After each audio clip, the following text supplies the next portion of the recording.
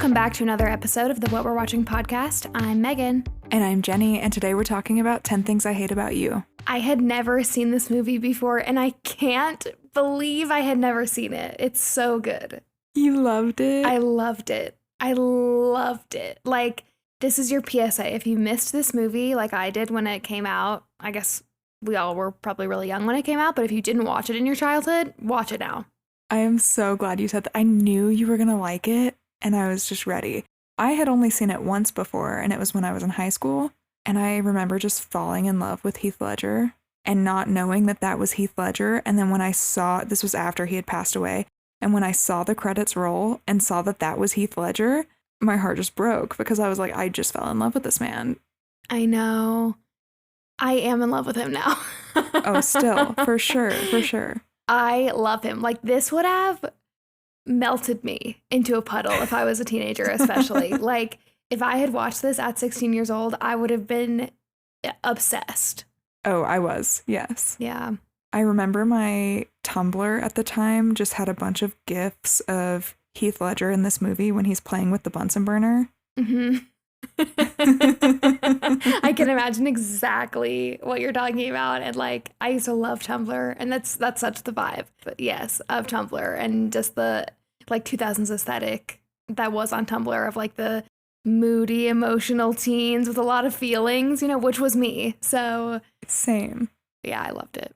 I am grateful that we had Tumblr when we were teenagers, because you're right, it was like my outlet for moody stuff and also for like funny stuff. Me too. I feel like this was when, and this is still sort of true now, but the social medias that existed then were for such different purposes. Like, there was Tumblr, which was like moody inner feelings, and then Facebook, which was like, Facebook was much more, I think, like what Instagram is now.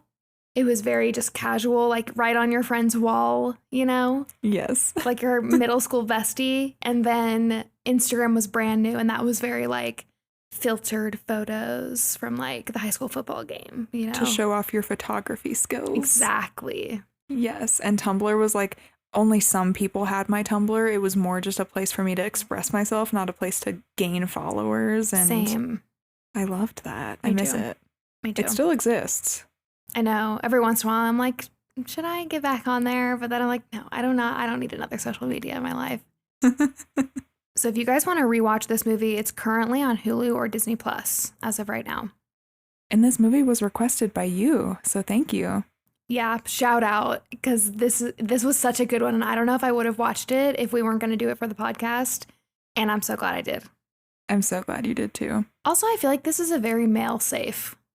I was just going to say that. Safe for men, Mm-hmm. because I started watching it. I told Robert he would like it. If my memory served me well, I was like, I think you're going to like this one.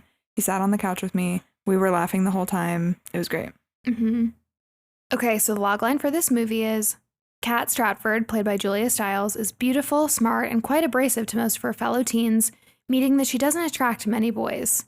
Unfortunately for her younger sister Bianca, played by Larissa Olenek, house rules say that she can't date until Kat has a boyfriend, so strings are pulled to set the dour damsel up for romance. Soon, Kat crosses paths with handsome new arrival Patrick Verona, played by Heath Ledger. Will Kat let her guard down enough to fall for the effortlessly charming Patrick? This movie came out in 1999, and it's a modernized version of Shakespeare's The Taming of the Shrew, which I'm not super familiar with, but I did see that it's kind of, it didn't age well, let's just say. Mm-hmm. Yeah, that is interesting. I would have never guessed that, but also there's a bunch of references to Shakespeare throughout the movie, so that's kind of a funny nod. Yeah, and I think people's names are kind of loosely based off of that too. Cool. It was written by Karen McCullough and Kirsten Smith, who both went on to write Legally Blonde, The House Bunny, Ella Enchanted, and She's the Man. Wow. Dream team. They are the dream. They are what we wish we could be. Absolutely. Absolutely. I can't believe they wrote all those. That's so cool. Me neither. And I don't remember if we talked about them in our Legally Blonde episode, but yeah, I didn't realize that they wrote all those other movies too that I love. Me too. And that's such an interesting collection of movies too. Like, I feel like a lot of times when we talk about writers that write a bunch of different things we talk about, it's like the Sleepless in Seattle and You've Got Mail. Where like the aesthetic is the same, the actors are the same, it's a similar time period, etc. And this group of movies are very different. So I love that. That's fun. Also, I totally forgot about Ella Enchanted, but I have to rewatch it. That sounds so good. Same. I love that one. I love Anne Hathaway. And most scenes were filmed on location at Stadium High School. And I could not believe this was a real school. I think one of the things I said to Robert while I was watching was, man, they go to like a rich kid castle school. This is not real, but it's a real school. Same. That was the same thing I commented. Like, I cannot believe that we're supposed to believe that this is a high school, because it looks like a college or just an older building that's used for something else. Like, I would never believe that this was a high school, but it is. Yeah. It's in the Seattle area, I believe. Yeah, I think they filmed this whole movie around Seattle, including this high school. I love that. I did see something that they didn't use any sets. Like, everything was a real place. Cool. Even the bedrooms and stuff. So I love that. Yeah, that's really cool. Okay, should we talk about the cast? Yeah. Let's start with Julia Stiles, who plays Kat Stratford. Had you seen her in anything before? I recognized her. I'm not sure from what. She was in Save the Last Dance, the Jason Bourne movies, and just a ton of other things. But I feel like I can't really pick out anything besides this movie that really stands out to me. Yeah, I don't know why I know who she is, but I definitely recognize her. She was 17 while filming this movie, which to me, I don't know if it's because I watched this as a teenager and she and Heath Ledger looked so old to me, but I still think they look older than me. But when I found out she was 17, I was like, no way. Yeah, that is young. But she looks young, though. She does. But she seemed so mature to me at the time, I guess. And even now. Totally. 6 years after this movie, she went to Columbia and got her degree in English literature. So she's a smarty. Wow, that feels very in line with this character, too. I think so. And then the craziest fact I found out is that she dated Joseph Gordon-Levitt. There is not a universe in my brain that can picture that.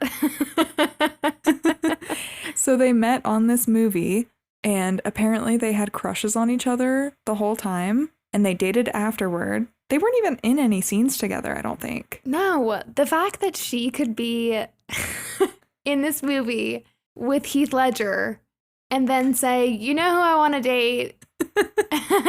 Tiny Joseph Gordon-Levitt. And I love him, but like, I just never would have pictured that. No, absolutely not. And he is such a little baby in this movie. He's so cute. He's so cute.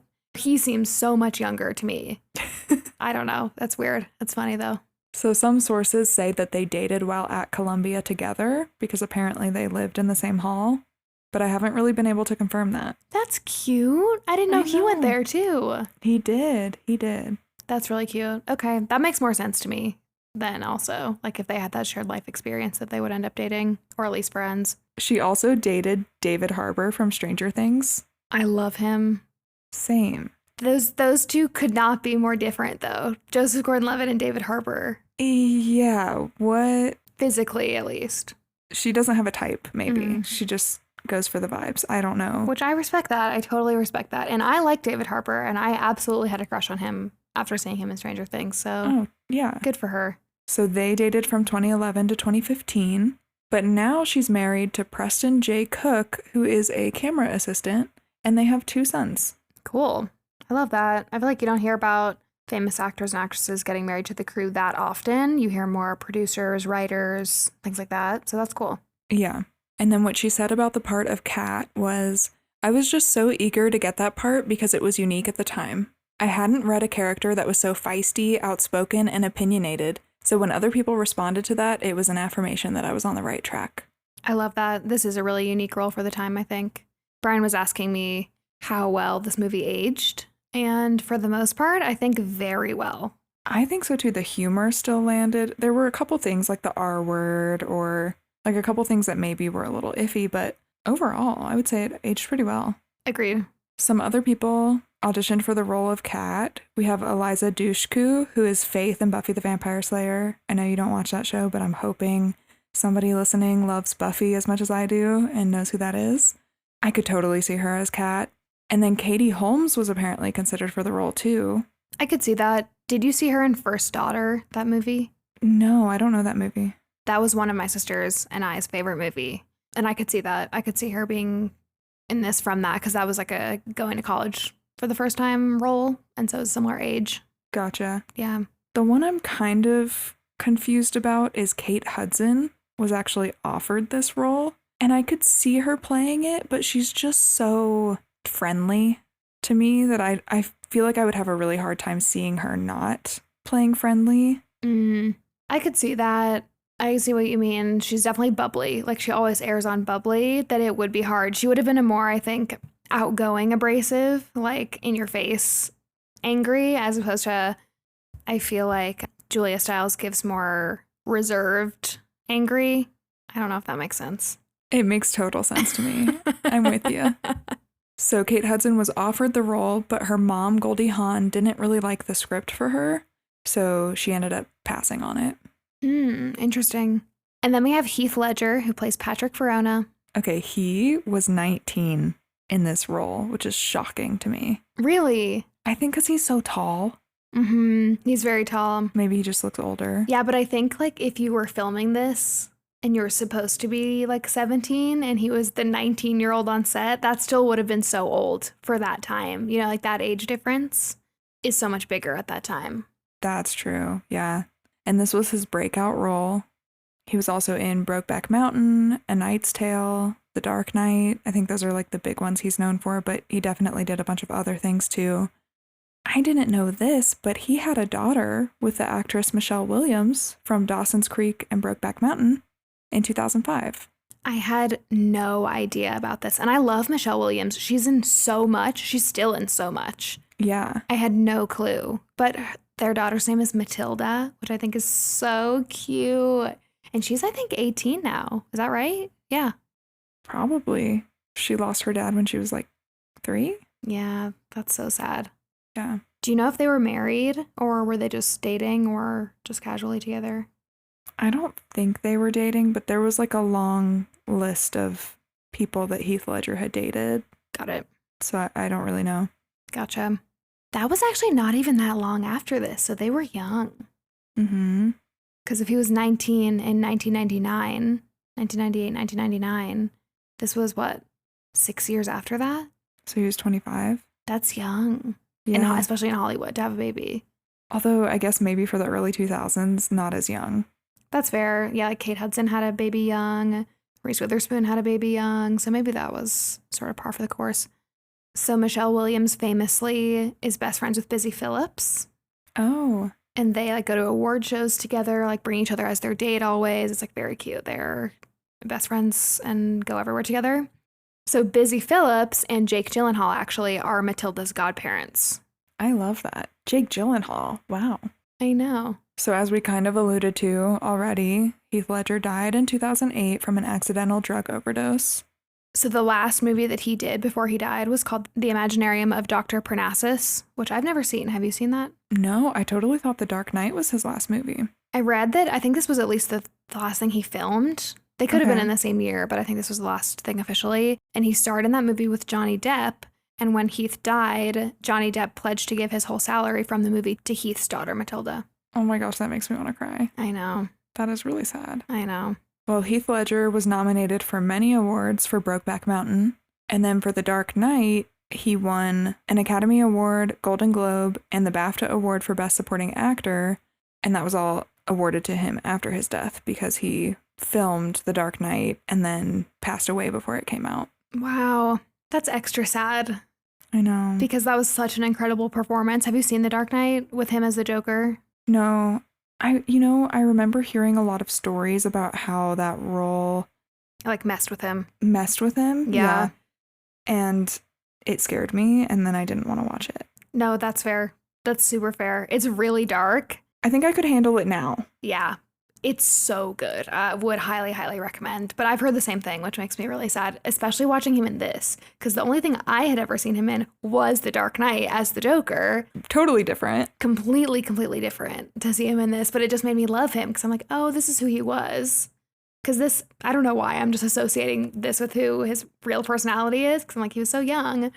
It's interesting to watch him in those two things and makes me want to see him in Brokeback Mountain even more, to have like a third data point of him, because these two were so different.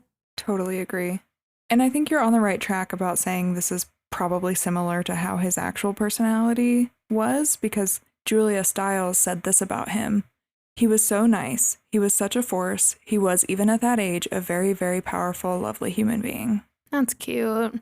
And I loved the bloopers of this movie. We'll talk about them at the end of the episode, but that also just made me feel like, oh my gosh, he's this just cute, silly guy, like cute boy. I know. Which is so different from seeing him in The Joker and hearing everything about, because I believe he's a method actor. And so how being in the headspace of the Joker was so difficult for him. And then him passing away shortly after just always just felt like this like cloud over that experience and his name for me, because I didn't know him from anything else. And so, yeah, that's nice to hear. Yeah.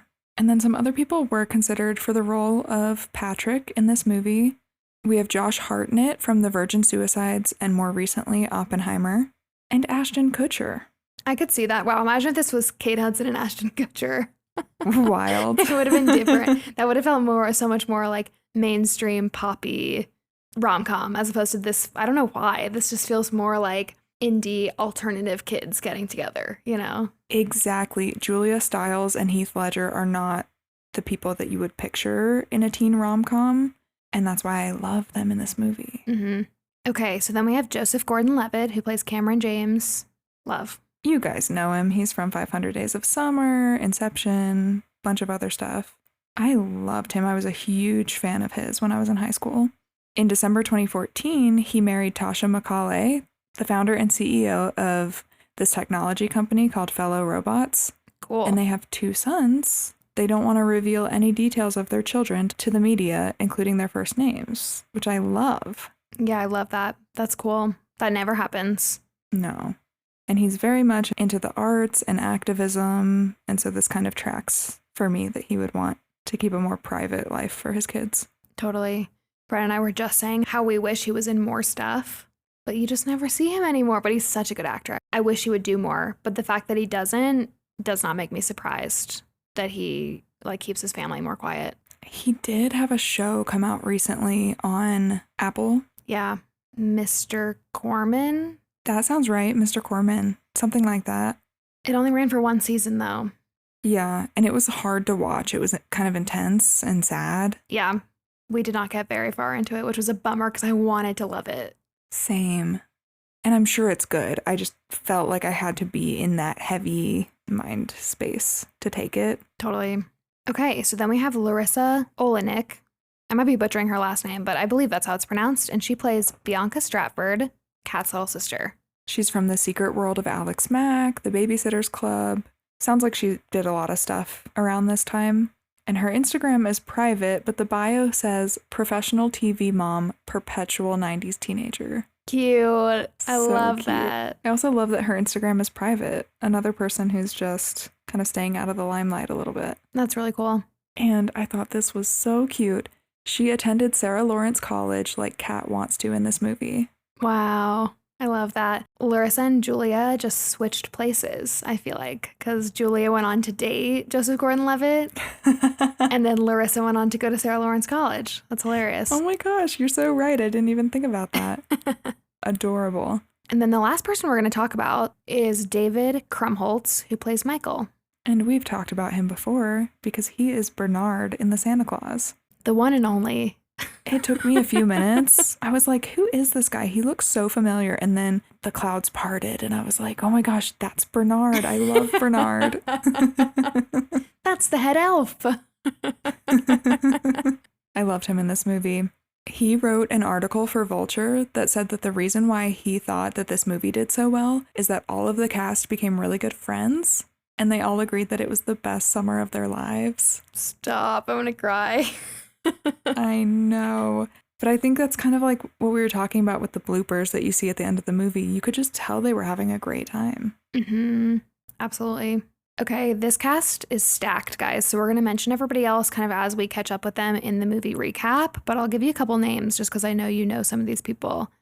So we have Allison Janney, who plays Miss Perky, the guidance counselor. And you know her from Juno, The West Wing, many, many other things. She's very famous and amazing. We also have Andrew Keegan, who plays Joey Donner, who is sort of like the school jerk heartthrob in this movie. We also have Larry Miller, who plays Walter Stratford, the dad. You know him from The Princess Diaries. Is his character's name Paolo? Is he? Yeah, he's the makeover guy. Wait, my brain just exploded. Are you kidding me? Brain blast. No, he is, yeah. I was like, I know that I know him from a ton of stuff, but I didn't think he was in The Princess Diaries. Oh my gosh. Yeah. It's not fun. That is so fun.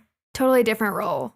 And then we have Gabrielle Union, who plays Bianca's best friend Chastity.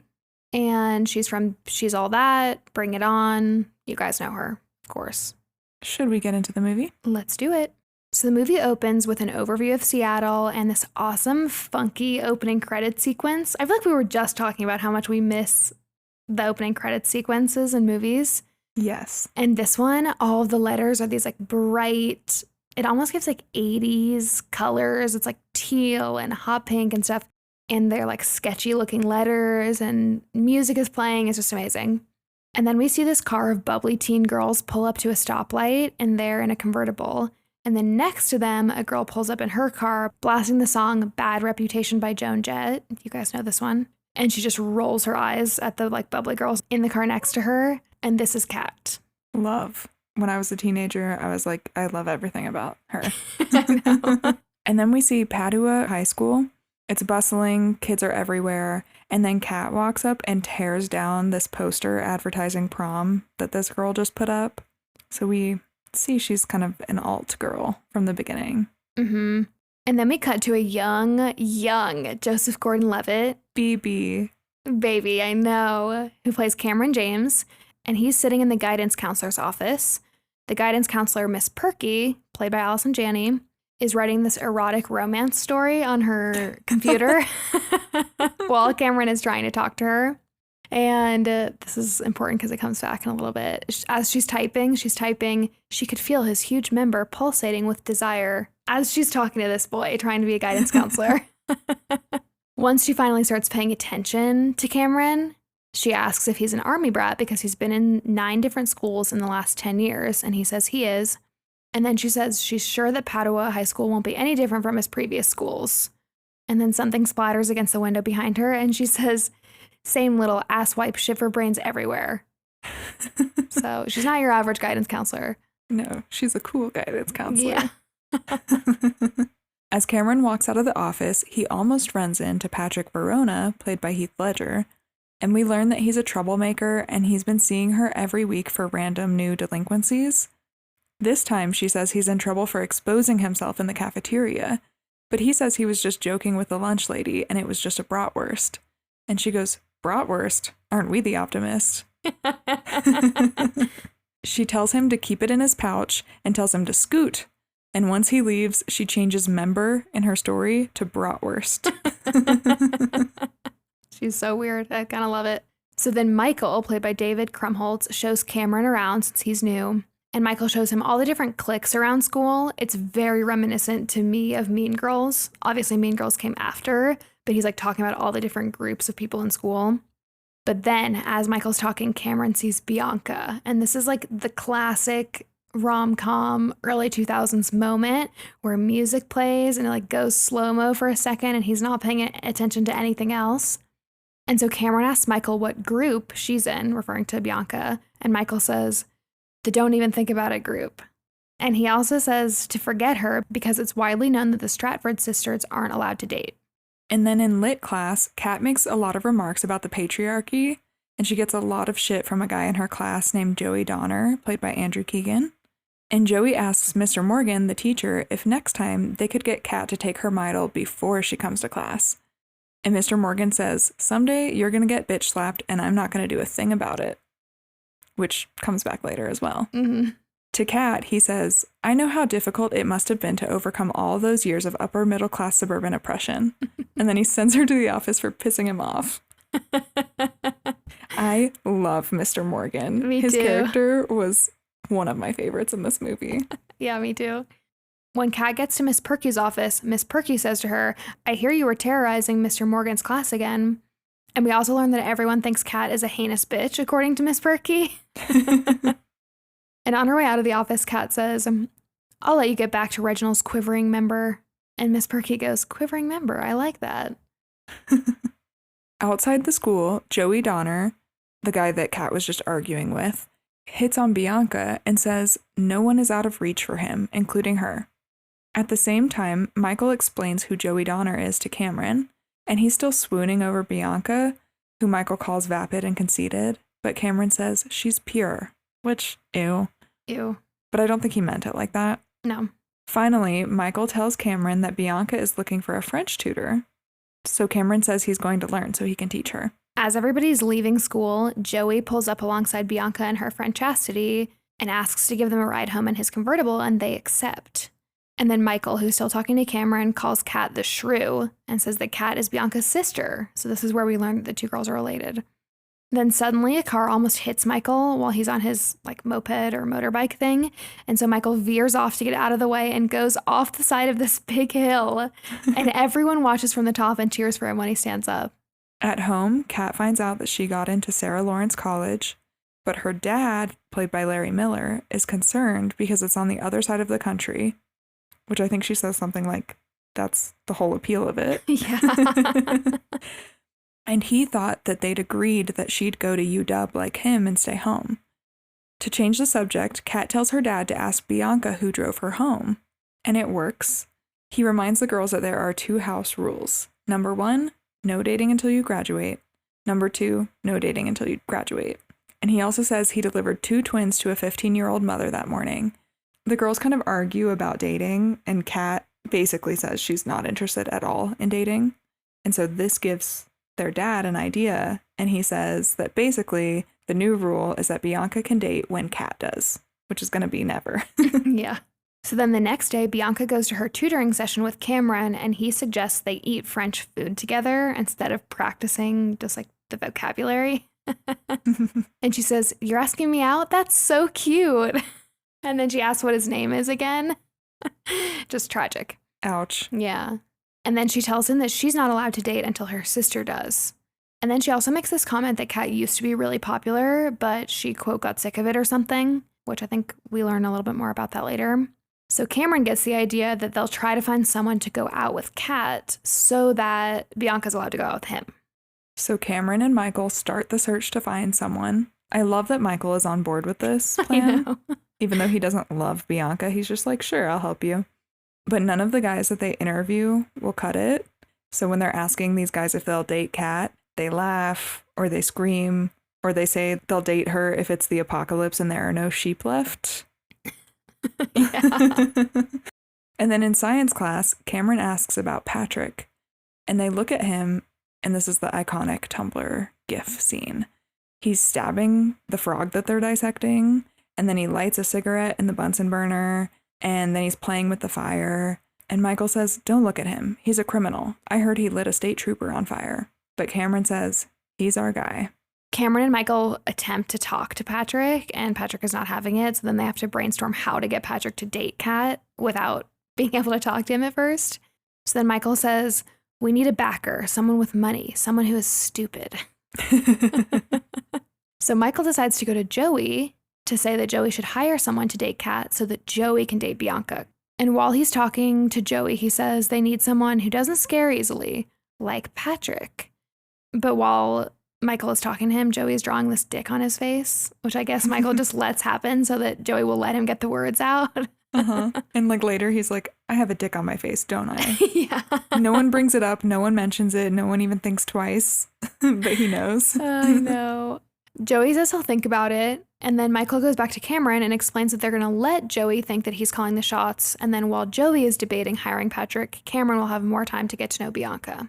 This is an interesting plan, but I like the confidence that Cameron can swoop in and woo Bianca instead of Joey. I like the confidence. I appreciate it. I know. Later, Joey talks to Patrick during the girls' soccer practice, and he says he wants Patrick to date Kat. And at first, Patrick refuses, but Joey offers to pay him $20, and now Patrick's interested for just $20. That made me laugh. And he says he'll do it for $50, and Joey gives him the money. And then Patrick goes up to Kat at the end of practice and says, "Hey there, girly." I could not when the girly came out. He's so cute, his little Australian accent. I have the biggest crush on him still, honestly. I know. Me too. She says, "Do you even know my name, Screwboy?" And we know this is not going to be easy. So then back at home, Bianca and Kat are getting into an argument because Bianca is wearing their mom's old pearls. And Bianca says it's not like she's coming back to claim them, which we learn more about that later. The next day, Patrick tries with Kat again. He finds her leaving the music store, and he says that he was at the laundromat and he saw her car. And Kat says that she's not afraid of him, even though most people are. We can tell she actually kind of hates him. She hates everyone. I don't know if it's like specifically targeted to him. And he says, maybe you're not afraid of me, but I'm sure you've thought about me naked.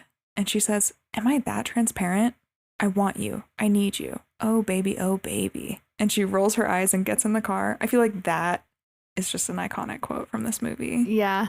And then Joey pulls up behind Kat so she can't back her car out. So she has to be forced to talk to Patrick for longer. But she backs her car out anyway and hits his car. And then Patrick just sits there laughing. It's so funny. Yeah. So then we cut to Kat's dad, who's pissed about the car, obviously. And he says, are you punishing me because I don't want you to go to Sarah Lawrence? And she says, are you punishing me because mom left? So now we know that their mom left them. I don't know why I always thought their mom had passed away. I didn't realize that she left. The next day, Joey tells Patrick that when he shells out $50, he expects results.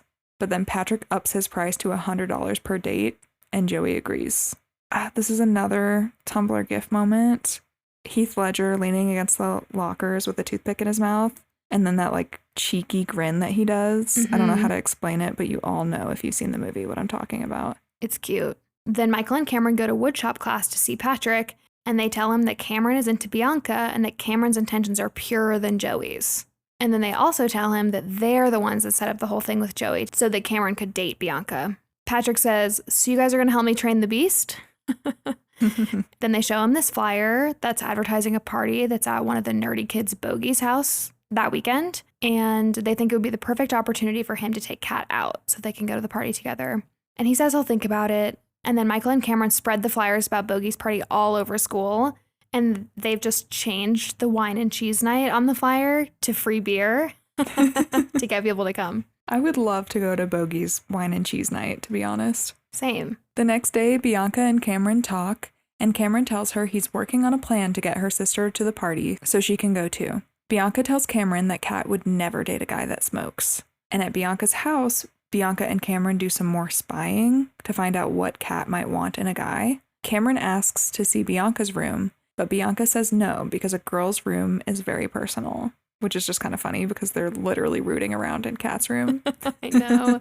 This kind of made me go, because with their dad being so overprotective, I'm surprised that Bianca let Cameron come over at all and that they were like upstairs alone together. He must be delivering a baby. That's my only explanation. Yeah. So then Michael and Cameron go to this bar. It's like a bar restaurant, I guess, but it's like one of those with a pool table. You guys know the vibe. And they go there to see Patrick. And they tell him that Kat doesn't like smokers and that she likes pretty guys. Because I think Bianca made a comment about her liking Jared Leto. And Patrick just looks at them so serious and goes, are you telling me that I'm not a pretty guy? And then they read in this long list of things that Kat likes so that it's easier for Patrick to talk to her. And then we cut to Patrick at a concert for a band that Kat likes. And Kat's in the front row and she's having fun and she's dancing. And you can tell he thinks it's cute to see her letting loose a little bit. And Kat leaves the crowd to get water and she scoffs when she sees that Patrick's there. And I think it's kind of funny because she's like, are you going to ask me out? Or something like that. And he's like, be quiet. I'm trying to listen to the band. Yeah. Like he's trying to play it cool that he's not there for her, that he's there for the music. And then Patrick tells her that he quit smoking and makes a comment about another one of the bands that Kat likes, which he found out from Cameron and Bianca's digging. And then he says, I was watching you out there before. I've never seen you look so sexy. But the music cuts out right when he says it. And so everyone turns and looks at him. Yeah, there's just like this nervous giggle around. It's so cute. He asks her to go to Bogey's party with him, but she doesn't give him an answer. And he goes, was that a yes? And she says no while she's walking away. And he goes, well, then was that a no? And she goes, no. And he goes, I'll see you at 9:30 then. It's so cute. So cute. So then Bianca and Chastity try to sneak out to go to the party that night out of Bianca's house, but Bianca's dad catches them immediately. And Chastity says, Mr. Stratford, it's just a party. And he responds, and hell is just a sauna. Then Mr. Stratford says, if Kat isn't going, then Bianca can't go. And so Bianca pulls Kat aside and asks her to act like her sister for once. And it works, and Kat agrees to go. I think it works secretly because she wants to go because Patrick is going. Totally. Not because she's trying to be a good sister. Uh-huh. So then once Kat tells her dad that she's going to go to the party too, Mr. Stratford says to Bianca, I want you to wear the belly.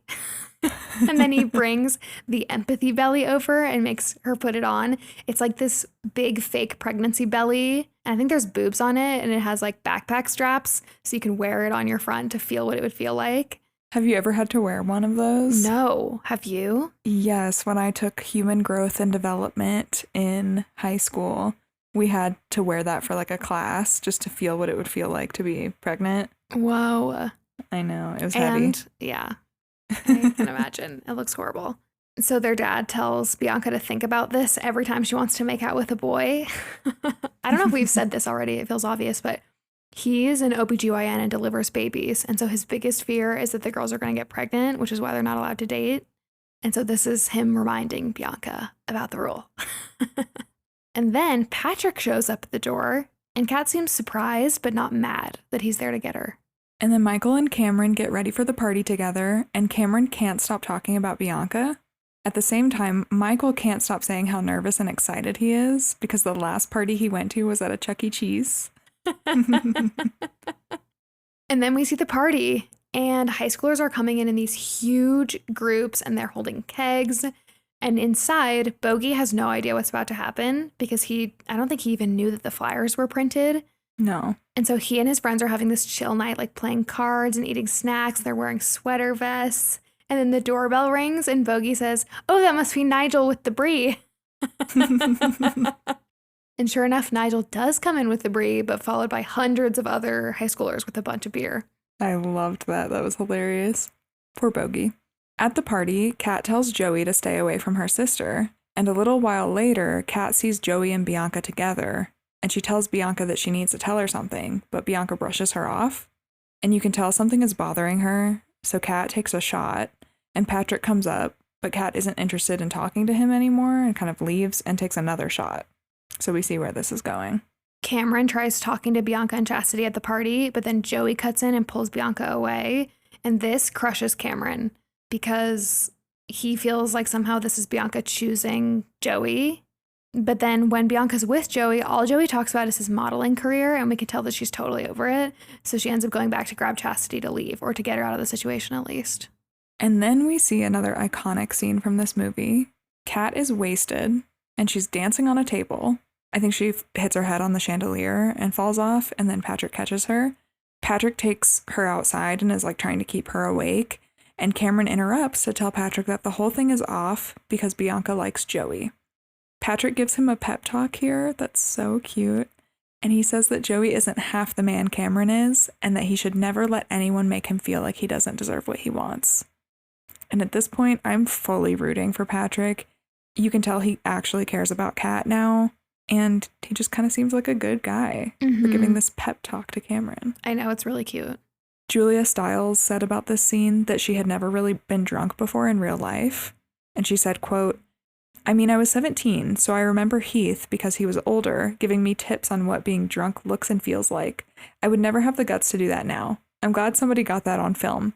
I mean, I love dancing, but sort of provocatively on the table, I was pretty guileless at that point. I like that she looks back and cringes. I know. But this is a good example of the age difference between 17 and 19 feeling so big. Like Heath being like, this is how you do it. Yeah. When to us, we're like, oh, they're the same. That's so funny. So then outside, Patrick is continuing to help Kat and making sure that she stays awake because he's worried that she might have a concussion. And they have this cute moment, and it looks like they're maybe going to kiss, or that it's just like going somewhere. It's really cute. And then Kat throws up, and it abruptly ends the moment, obviously. And then we see back at the party, Joey asks Bianca to go to his friend's house, and she says she can't. And you can tell she's so like over him and done with the situation. But then Chastity, Bianca's friend, says she doesn't have to be home until 2 a.m., so Joey takes her instead. And then Patrick takes Kat home, and they have a heart-to-heart outside of her house.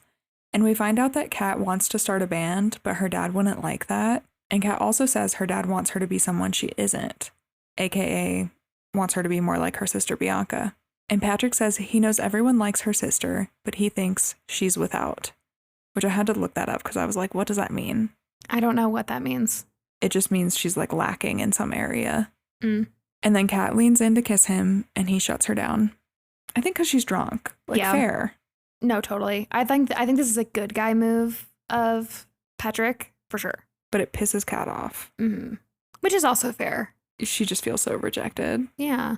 Cameron takes Bianca home, and we can tell that he's mad because he felt like Bianca led him on, and that, you know, he's still in the mindset that she really likes Joey, even though we've seen her get annoyed with Joey. He doesn't know that yet. So then he says that he really liked her and defended her, and he learned French for her, and then she kisses him while he's on this rant. And this obviously shuts him up, and then they both smile as she's like walking into her house. It's very cute. It is cute. And then at school, everyone makes fun of Kat for dancing on the table at the party. And in lit class, Mr. Morgan gives them an assignment to write their own version of Shakespeare's Sonnet 141. And instead of fighting him like she usually does, Kat says she's really looking forward to writing it. And even though she's being genuine, he still sends her to the office. He's like, get out. This felt like a big turning point to me for Kat. Like, she's opened up to Patrick. Even though she's mad that she was just rejected, we can like see her behavior change, and this feels like one of the big ways. Agree completely. So then Joey tries giving Patrick $200 to take Kat to prom, but he refuses and said he's tired of playing this game. We know that's because he has real feelings now. But then Joey gives him $300 and he takes it because boys are stupid. He doesn't think he's ever going to get caught, which is hilarious because so many people are in on this. Yeah. Bianca, Cameron, Michael, Joey. Yeah. It's going to get out, dude. So Kat's still mad at Patrick, and she thinks prom is stupid, but her best friend Mandela said that she'd go if she had a date. You can tell Kat kind of calls the shots about like what they do and don't believe in doing. And so Mandela's like, oh, we still don't believe in going to prom? Okay. Yeah. And we see a montage of Patrick trying to talk to Kat, and he comes up to her in the music store where she's playing an electric guitar, but he chickens out and leaves. And then in the library, he confronts her and they argue. And I just really liked this scene. Patrick goes, someone still has her panties in a twist.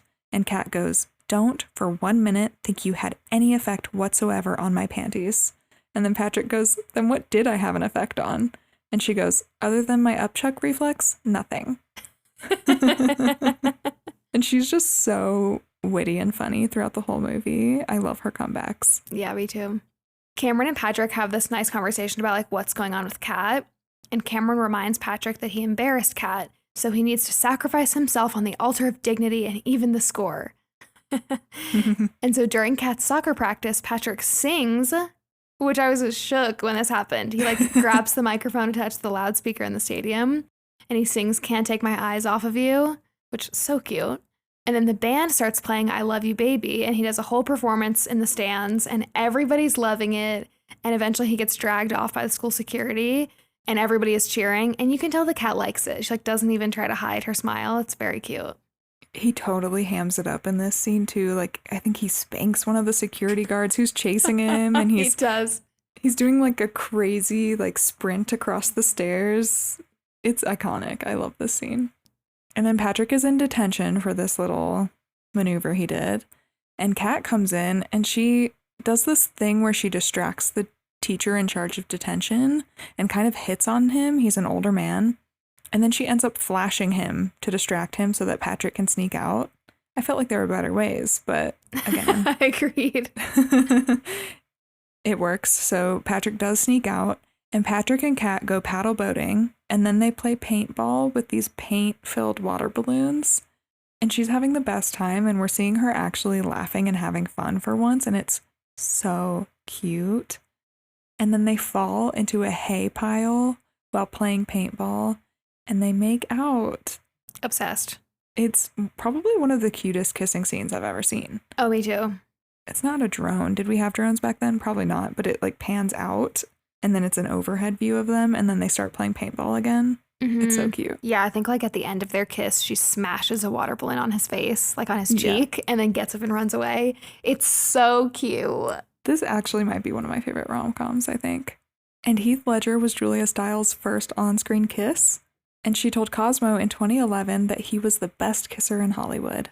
I believe that. That's many years later to say that. Yeah, I totally believe that.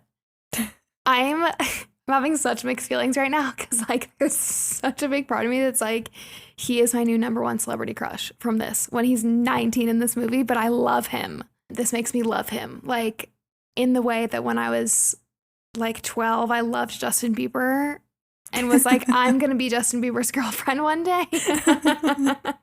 That is how he made me feel in this movie. And so to hear that he is the best kisser in Hollywood years later from Julia just makes it worse. It's adorable. I love it. Yeah. Then outside Kat's house, Patrick tells her that all the things that the kids at school say about him aren't true. So she asks him to tell her something true then. And he says that you're sweet, you're sexy, and completely hot for me. And he's kissing her neck while they do this. And then they kiss again and he asks her to prom. Yay. I was screaming during this scene. And she says no because she thinks prom is a stupid tradition. And he kind of pushes it and she asks what's in it for him. And he totally gaslights her in this scene, which sucks. He like tells her that she needs therapy because she's questioning his intentions so much. But ultimately he says there's nothing in it for him except to spend time with her. Liar. She's so smart for picking up on it. I know. Meanwhile, Michael likes Kat's friend, Mandela, who loves William Shakespeare, we find out. He leaves a medieval-looking dress in her locker with an invitation to prom, and it's signed William S. I love this. I love the two of them. It's like such a fun little side plot. I know. So then Bianca asks her dad if she can go to prom, and he says only if Kat goes. And then she calls him severely unhinged. Loved. And she says she needs a night of teenage normalcy. And then Kat goes to Bianca's room and apologizes that Bianca always has to stay home because of her. And this is the first time they have a real like sister heart to heart. And I think maybe the only time we see this in the movie. And then Kat tells Bianca that she and Joey actually used to date. And she says that they slept together, which she like alludes to this, but we know that that's what she meant. And that it happened right after their mom left because, quote, everyone else was doing it. And then when Kat said she didn't want to do it anymore, Joey got pissed and dumped her. And then after that, she swore to herself she'd never do anything else because everyone else was doing it. So this gives us like the big answer to why Kat is the way she is, I think.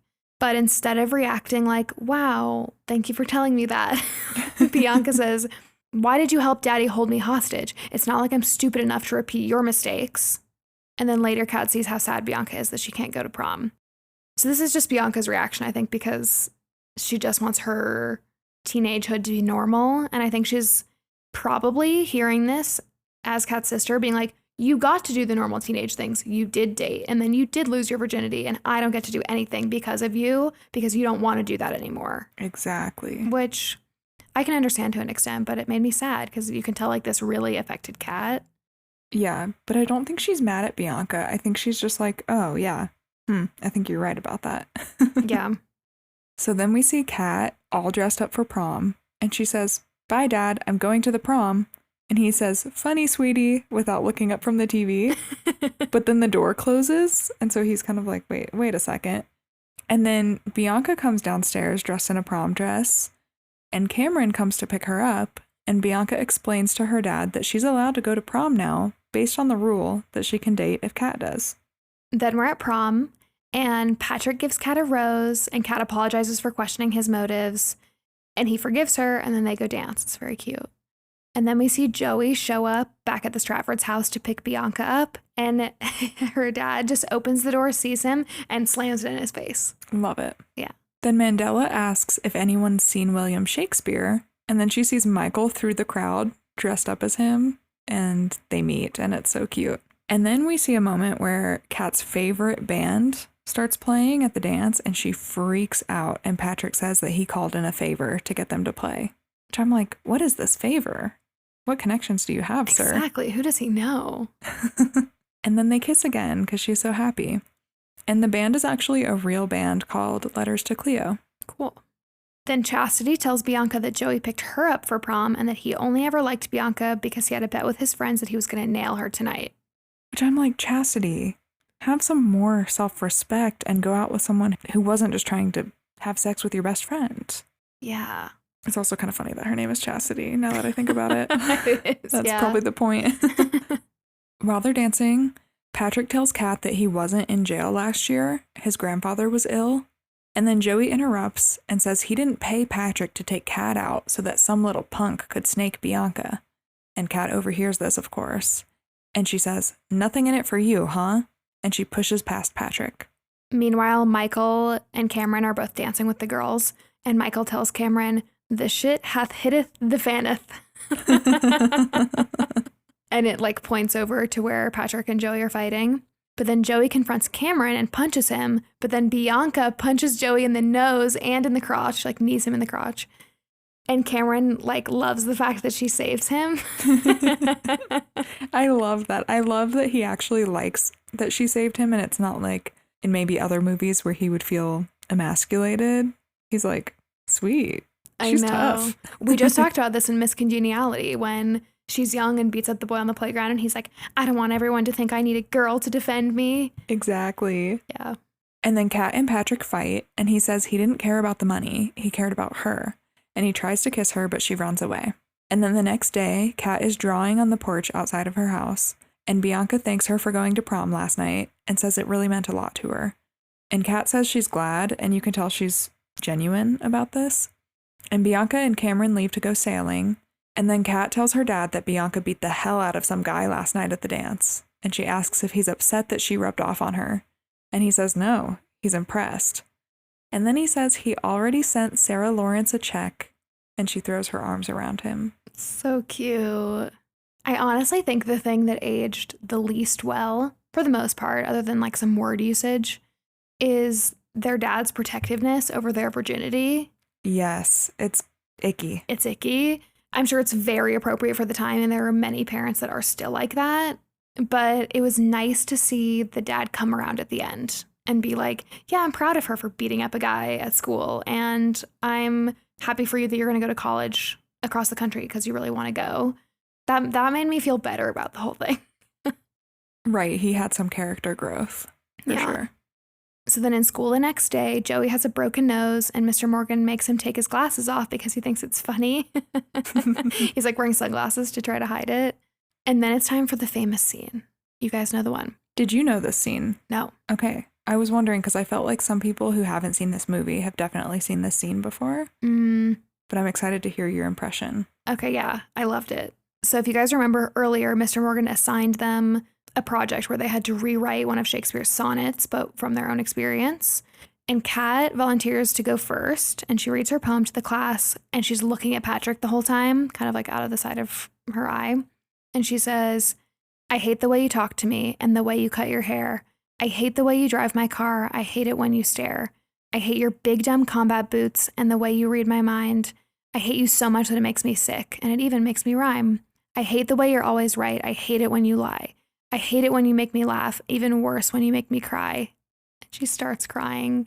"I hate it when you're not around and the fact that you didn't call, but mostly I hate the way I don't hate you. Not even close, not even a little bit, not even at all." And then she runs out of the class, and Patrick looks so sad. When this scene happened, it made me go, this is where the name of the movie comes from. First of all, because I was like kind of waiting for it. I was like, yeah, they don't like each other. And then I was like, oh, it's just a cute name for it. And then when she read this, I was like, oh, it's the poem. I get it. Mm-hmm. Something that I love, though, about these two and this point forward in the movie is the fact that they can get over it. You know, like the fact that she's admitting in front of the whole class, you did this shitty thing to me, but I still don't hate you. I still care about you so much. Because I think we see a lot of teens in real life and also in movies and TV shows where just the pride gets in the way, and it's so frustrating in the audience to be like, you just like each other, like, and we knew his intentions were good and he fucked up and she's right, but like she just stays mad, you know? Like I feel like that would have been the story in a lot of different stories. That's how it would have gone. And so I just liked it. It was very vulnerable. I totally agree. I think that's what really shows her character growth in this movie is in the past, she wouldn't have let this go. Mm-hmm. But she does let it go because she's kind of softened her stance on things. And I love that. Julia Stiles just crushed this scene. She did such a good job. And it makes me tear up when I watch it. Even though I would say the poem is not like that emotional. It's just her performance that really is. Mm-hmm. And the director, Gil Junger, said, "It only took Julia Stiles a single take to shoot the poem scene. Wow. That's big. That never happens. Huge. And he said that he himself was crying so hard by the end of it. And he said, that was maybe one of the most moving performances I've ever seen, and I've seen plenty. It just killed me. It was so raw, and it was so honest, and it was so vulnerable. I even asked her, I said, where did that come from? And she told me, I was just thinking about that person's name that she was deeply in love with at the time. He like covered that up. Mm. And people are assuming this means Joseph Gordon-Levitt because he also said that they were dating at the time or super infatuated with each other at the time. I'm just shaking my head because I can't get over the fact that you would be co-stars. Maybe he wasn't single. And maybe she didn't like him, whatever. But the idea that you would be co-stars with Heath Ledger and seeing how they acted together in the movie and in the bloopers especially just made me go, there is something there. They had great chemistry. Yes. And then to find out that all of this emotion was coming from, like, who's supposed to be her younger sister's, like, nerdy crush. I can't. I just can't imagine reading this poem for Heath Ledger, but crying about Joseph Gordon-Levitt. But I love them both. Don't get me wrong. I love them both, but I think my celebrity crush on Heath Ledger is just... It's taking over the brain right now. I know. I'm like, no, you had your chance with Heath. I know. We're like, how dare you? You're like, I wouldn't have fucked that up.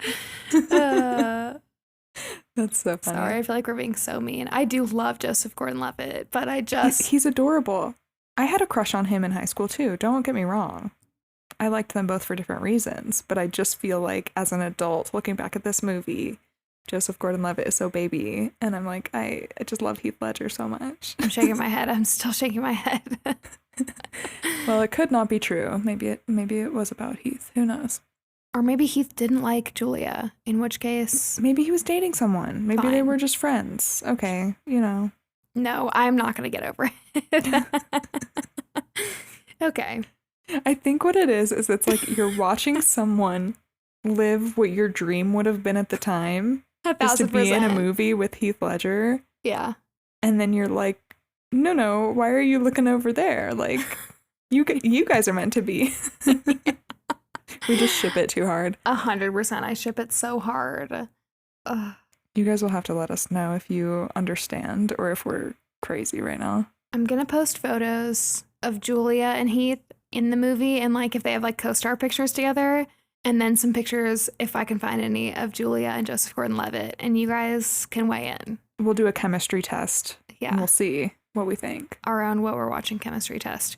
We're biased, obviously. I do think that Joseph Gordon-Levitt and Julia Stiles have similar personalities and interests though. Mm-hmm. Like being activists, and they're very intelligent and into the arts, and I don't know, now that I think about it, I'm thinking, oh, I get it. Meanwhile, Heath is like, this is how you act drunk.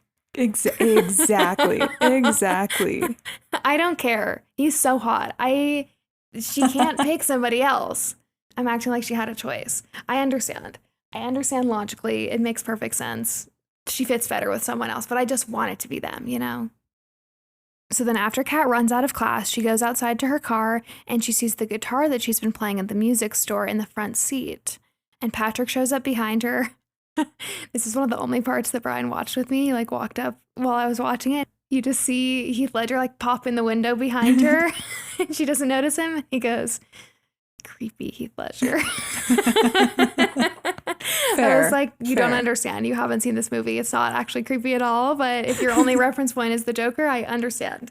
If that's your reference point and you see that he broke into her car and then is waiting for her to like find what he left in her car for her, yeah, it is creepy. Yeah. I get it. He says he had some extra cash and some asshole paid him to take out this really great girl. But then he says, I screwed up and I fell for her. And they kiss. It's very cute. Yay. He like played it so well, that like scenario, to use the extra money to buy the thing that she wanted and then to like admit his feelings right away. Perfect. You're forgiven, man. Mm-hmm. And then she stops him and says, you can't just buy me a guitar every time you screw up, you know? And he says, yeah, I know, but there's always drums and a bass and maybe even one day a tambourine. And then they kiss again, and I Want You to Want Me plays, and we pan out to on top of the school where Kat's favorite band is playing the song. And that's the end. What a good movie. So for that last scene with the band on top of the school, they actually needed to build this whole base for the roof because the roof wasn't flat and it was apparently very dangerous to do. And they needed a helicopter to film it all. And it was $75,000 to do this. And Disney couldn't justify it. But Gil, the director, knew that it would be an iconic shot and that they were already under budget. So he felt like they could make this happen. This was his first movie. Wow. And he knew he didn't call the shots. But he called again, and he asked Disney, and they said no again. And then the producer was like, what did they say? And he said he didn't know what came over him, but he said, they said yes. Which, the audacity of a man, only a man could do this. Yeah. Oof. I could never, but I'm so glad he did. Because it's a great scene. He's right. Mm-hmm. And then Disney called the next day after they watched the daily shots from the day before, and he was scared that he was in so much trouble. I can just imagine how scared I would be. And he was like, this is half my salary. They're going to just take it from my salary, and I'm going to get paid only half. But they said they loved the shot, and they asked whose idea it was. And he was like, mine. He's like, is this a trick question? And they never brought up the cost, and it seems as though they kind of just forgot that he ever asked in the first place. And so they thought it was a genius thing that he did. Wow.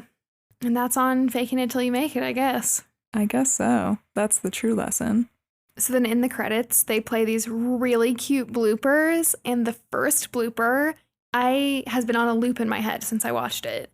And it's the scene where after the party, when they were in the car, Kat leans in to kiss Patrick, and he doesn't kiss her back. But in this blooper, he just like full force makes out with her, and they like lean back in the car. And it's so hilarious and adorable. And she was not expecting it. It's really cute. I love all the bloopers. All of them are adorable. All of them, you can tell they're having a great time, and they're just with their buddies, and I love it. This almost reminds me of the Booksmart cast, because they all, I think, also lived together and they had such a good time filming together and became really good friends. We talk a lot about that in that episode if you guys are interested, but I just love it when you can tell that the actors love each other and they really get along and they had a good experience. It's so cute. Yeah, and it just makes it so fun to look back on this movie, too. It's good for us and it was good for them. It's amazing. Exactly. Because then you also hear about, who did we just talk about where the two co-stars hated each other? Oh, Sharpay and Ryan in High School Musical. Yeah, like that sucks to hear after. But then to hear like this, that they had the best summer of their lives, is so cute and just like makes it more heartwarming to watch. I hope that all of them are still friends to this day. But yeah, I don't know if that's the case, but I do know that they probably all look back very fondly on this, and that's so cute to me. Mm-hmm. So I thought this was interesting. Often on this podcast, we see movies that are based on books, but rarely do we see books based on movies. And after this movie came out, they actually wrote a book based on it. Mm-hmm. And it was adapted by David Levithan, who I love. He's known for young adult fiction, Nick and Nora's Infinite Playlist, Dash and Lily, Naomi and Eli's No Kiss List, Will Grayson. He is my childhood reading obsession. And so I'm just so happy to know that he adapted the book, and I kind of want to read it now. Yeah, that's really cool. And it's told from like each character's point of view, I think. And then I totally forgot about this, but this unlocked some weird memory in my head. They did turn this into a TV show in 2009, starring Lindsay Shaw from Ned's Declassified. And the dad was the only actor who was the same, but most of the episodes were also directed by Gil Junger, who directed the movie. But it didn't do so well, I don't think. It was canceled after only 1 season and 20 episodes. That's sad it didn't do well, but that's really cool. I feel like it's rare that you see things spin out of a movie like that aren't just a sequel. So that's awesome. There's a book and a show. Mm-hmm. Love it. Oh, I'm so glad you watched this movie. I've been waiting all week for you to watch it so we can talk about it. Me too. It's such a good one, and it has unlocked my new all-time celebrity crush, Heath Ledger. I know, like even more than Matthew McConaughey in How to Lose a Guy in 10 Days. It's a rival. It's a rival for sure, those two. You guys will have to tell us who wins of those two. Yeah, I would love your perspective. Well, thank you guys for listening. We hope you enjoyed this episode. If you liked it, please consider leaving us a 5-star rating and review. It means a lot to us and it really helps the podcast out. And as always, we love talking to you guys on social media. It is so much fun to read your comments and your messages and get your recommendations, like for this movie. That's why we did this movie. And it's just fun. You guys are the best. It's so fun to get to know you. So follow us over on Instagram and TikTok at What We're Watching Pod. And we'll see you next time. Bye.